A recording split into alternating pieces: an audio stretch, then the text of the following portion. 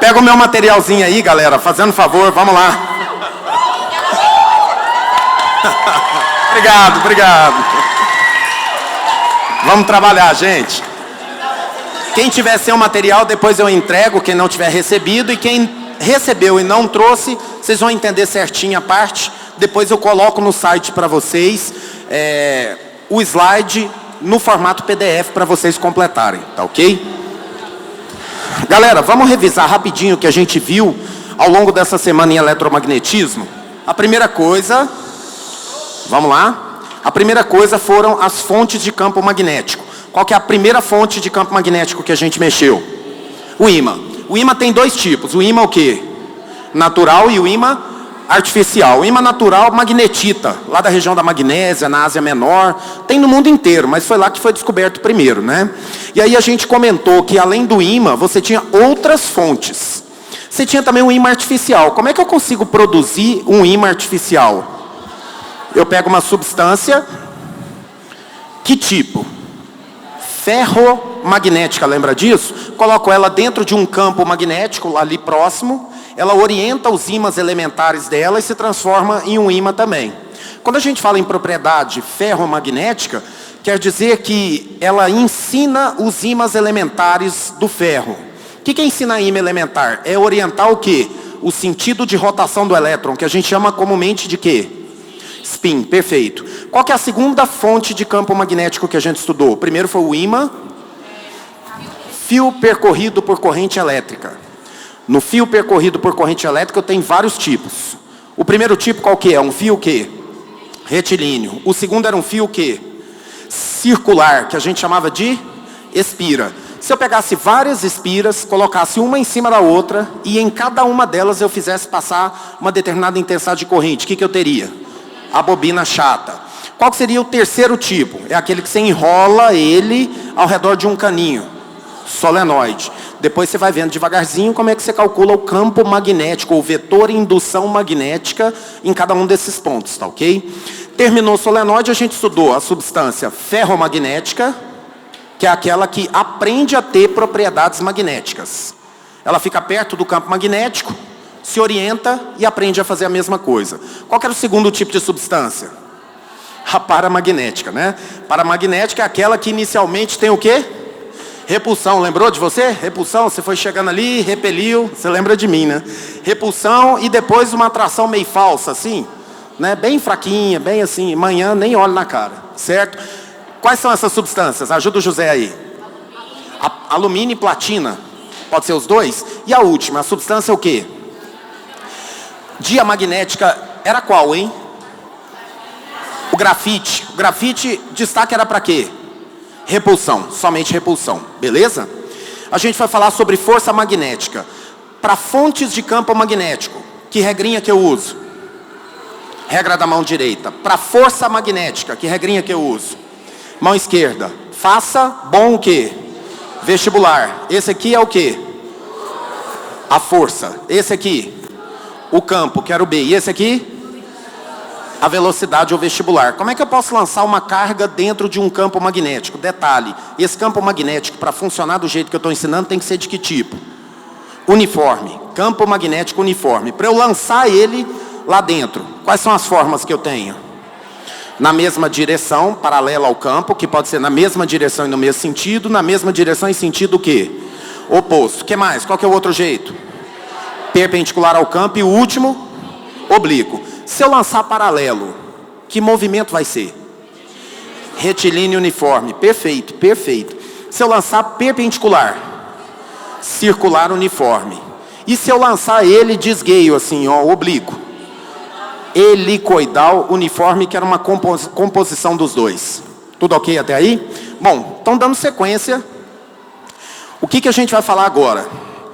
A gente entendeu que o campo magnético, tá certo? Que a corrente elétrica forma campo magnético.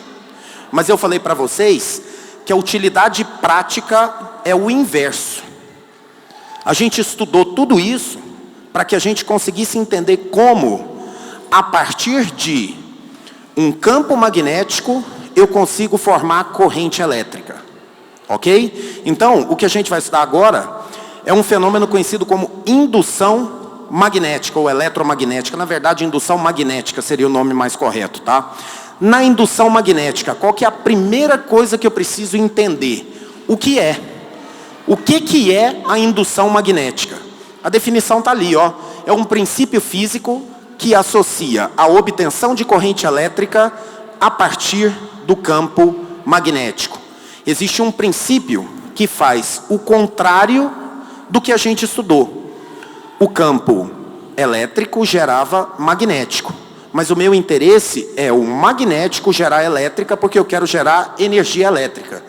A hidrelétrica funciona assim, a termoelétrica funciona assim, a nuclear, que é um tipo de termoelétrica, funciona assim, tá certo? Então a ideia principal é que a gente consiga gerar energia elétrica a partir de um campo magnético. Para a gente entender como isso funciona, o primeiro conceito, fluxo magnético. Como vai funcionar o fluxo magnético, tá certo? Vamos lá. O que eu quero entender primeiro? Giovana, me empresta seu caderno. Vamos imaginar que eu tenho uma superfície aqui na minha mão, tá ok? E para ficar mais fácil, a gente vai imaginar que aquele refletor que está ali ligado para cá seja uma fonte de campo magnético que está mandando as linhas de indução magnéticas para cá, ó. Então, se eu colocar aqui, você vai perceber que o refletor ilumina essa superfície. A fonte está saindo de lá e está chegando aqui, ó. Está passando por aqui, está atravessando essa superfície e está entrando do lado de lá. Então é como se ali fosse um ímã com que polaridade, hein? As linhas estão saindo de lá. Norte. Chegando aqui, qual que é? Sul. Beleza. Coloquei eles aqui, ó. Você concorda comigo que se eu fizer isso, ó, tirar, eu não tenho nenhum fluxo magnético. O fluxo magnético é o número de linhas de indução que vai passar dentro dessa superfície. Então vamos pensar aqui, ó. Tem alguma linha desse telão passando pela superfície? Não tem. Se eu fizer isso aqui, ó, agora está aumentando, não está? Cada vez mais aumenta, aumenta, aumenta, aumenta. E agora, o fluxo é o quê? Constante, não está mais nem aumentando, nem diminuindo. Aí eu volto, ó, o que está acontecendo agora? Diminuindo. Agora vamos pensar o seguinte, ó.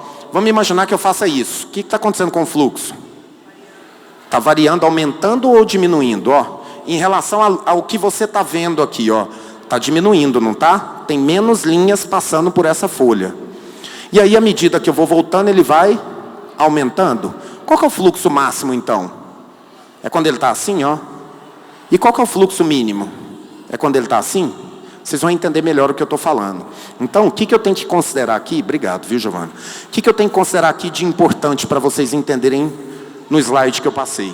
A superfície, que é o caderno, as linhas de indução que estão passando retilíneas e paralelas, vai funcionar para a gente sempre com campo magnético uniforme.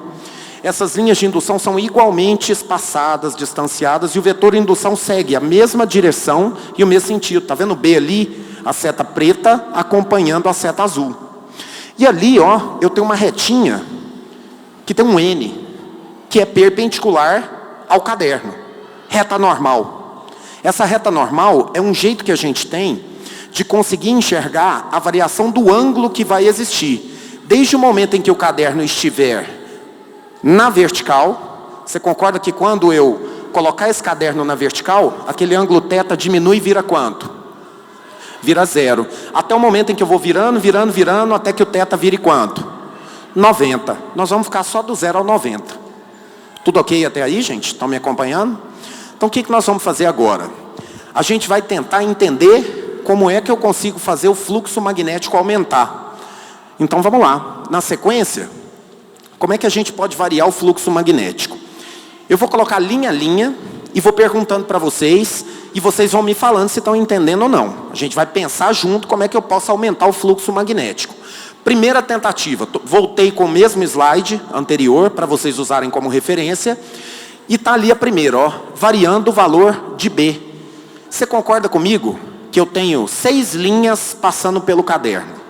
Eu mantenho as 6, eu mantenho a distância entre elas, mas eu aumento a intensidade desse vetor. O fluxo aumenta ou diminui? Aumenta. Então, o primeiro jeito de eu aumentar o fluxo é aumentar o valor do vetor indução em cada setinha que está furando o meu caderno. Beleza até aí? Fui claro, gente? Se não estiver sendo claro, dá um grito aí para mim e fala, repete. Beleza? Segunda opção. Se eu tiver as linhas mais próximas, se bem que não é uma segunda opção, eu só estou completando. Se eu tiver as linhas mais próximas, o meu campo vai ser mais intenso. Se eu tiver as linhas mais distantes, o meu campo vai ser menos intenso. É mais ou menos o modelo que eu expliquei para vocês em sala ontem do ímã. Quando você pega o polo norte de um ímã, você percebe que as linhas de indução saem do norte, fazem como se fosse um laço e entram no sul. Na saída desse norte, a densidade de linhas é maior. Isso quer dizer que o campo é mais intenso. À medida que eu vou andando e me afastando desse ímã, a densidade das linhas vai diminuindo e o campo vai ficando menos intenso. Ok até aí? Tudo certo? Então, quanto mais próximas estiverem as linhas, mais intenso é o campo, quanto mais distante, menos intenso. A segunda forma de variar o fluxo, eu preciso variar a área da superfície. Se eu aumentar essa área, você concorda comigo que mais linhas vão passar por ele? Por exemplo, eu pego um caderninho pititiquinho e ponho ele aqui, ó. Eu tenho um número de linhas como se cada pontinho aqui da tela fosse uma linha. Se eu colocar um caderninho pequenininho, eu tenho um número de linhas passando por aqui. Se eu colocar uma cartolina, eu tenho um número de linhas muito maior. Eu vou estar aumentando o fluxo. Ok até aí? Tudo certo? Posso passar, gente?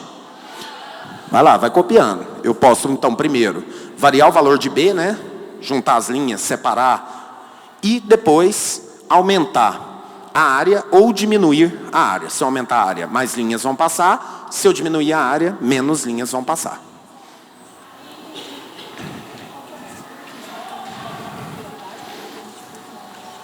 Para poder permitir que a área...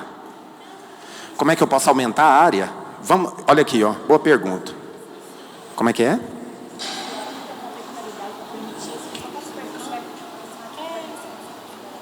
Ah, entendi. É o seguinte, a pergunta que fizeram para mim aqui, para todo mundo entender. Essa linha, ela vai passar pelo caderno, né? Ela vai atravessar o caderno. Lembra que o modelo que a gente estudou era de uma espira circular? Pensa na espira circular. Ela naturalmente atravessa porque a espira é oca. Ela é só a circunferência, ela não é o círculo. Entenderam isso, gente? A gente vai usar a espira, tá ok? Posso passar? Pode falar, Dudinha. O fluxo me ajuda. Fluxo magnético, que é isso aqui? Isso aqui é o fluxo magnético. Desculpa, não tô... O que é o fluxo magnético? Boa, entendi. Vamos lá. Lembra que ontem eu falei para vocês assim, vamos imaginar que naquela parede eu tenha um polo norte. E na parede de lá eu tenho um polo sul. E que, me afastando aqui, ó, eu mando apagar as luzes, que nem Missão Impossível, e aí a gente percebe que tem um monte de linhazinha, como se fosse lasers passando de um para o outro. Isso é o fluxo. Se eu puser minha mão nesses lasers aqui, ó, eu vou perceber que dependendo do jeito que está minha mão, ela vai receber o laser passando por ela mais ou menos.